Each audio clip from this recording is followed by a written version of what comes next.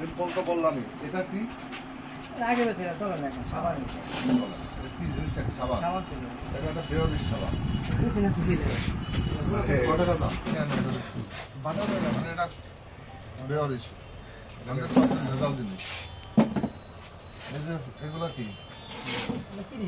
আর সেটা আমিও দেখতেছি পাকিস্তানি ক্রিম, যেটা বলছেন। এই যে বড়ি, এটা বিক্রয় নিষিদ্ধ, ন্যাশনাল কর্তৃক গেজেট করে নিষেধ করা হয়েছে, আর আপনি সেগুলো বিক্রি করতেছেন, ঠিক আছে?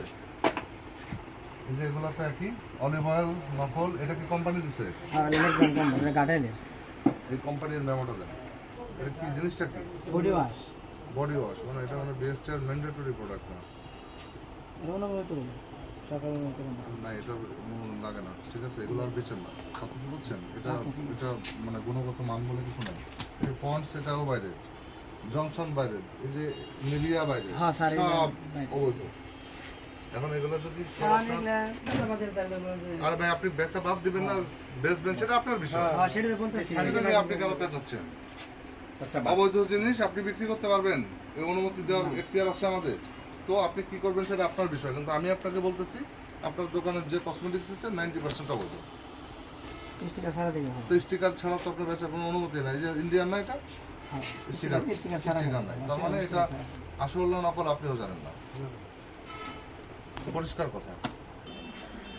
আমার সম্বন্ধে আপনার একটা অভিজ্ঞতা আছে, আর করবেন মানে এটা আমি একদম 100% যেটা হয় আমাদের আসলে এটা প্রশ্নবিদ্ধ হতে পারে, যেহেতু একটা আমরা আগে করছে, দ্বিতীয়বার কিন্তু আমরা মানে আইনত এটা জরিমানা হয়ে যাবে। অধিকার সংরক্ষণ অধিদপ্তর টাঙ্গাইল জেলা কার্যালয় থেকে আমরা ভুয়াপুর বাজারে অভিযান চালিয়েছি। সেখানে আমরা যে বিষয়গুলো পেয়েছি, বেশিরভাগ দোকানে দেখলাম অবৈধ এবং নকল প্রসাধনী বিক্রয় হচ্ছে, এবং সবচেয়ে ভয়াবহ যে বিষয়টা, যে বাচ্চাদের যে প্রসাধনী, সেগুলোও কিন্তু আমরা নকল পেয়েছি। তারা বিভিন্ন সোর্স থেকে এগুলো সংগ্রহ করে দোকানে বিক্রয় করছে এবং বিভিন্ন গ্রাম অঞ্চলেও সরবরাহ করছে। তো আমরা এরকম নকল এবং অবৈধ কসমেটিক্স বিক্রয়ের অপরাধে 3টি প্রতিষ্ঠানকে ভোক্তা অধিকার আইনে 20,000 টাকা জরিমানা করেছি, আর তাদেরকে সতর্ক করেছি যাতে ভবিষ্যতে এগুলো আর বিক্রয় না করেন। এছাড়াও আমাদের যে নিয়মিত অভিযান সেটা অব্যাহত থাকবে।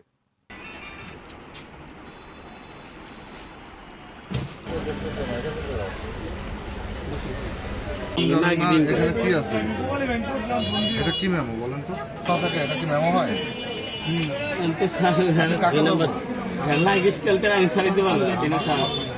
আপনি পারবেন না, এটা আমি কাকে ধরবো?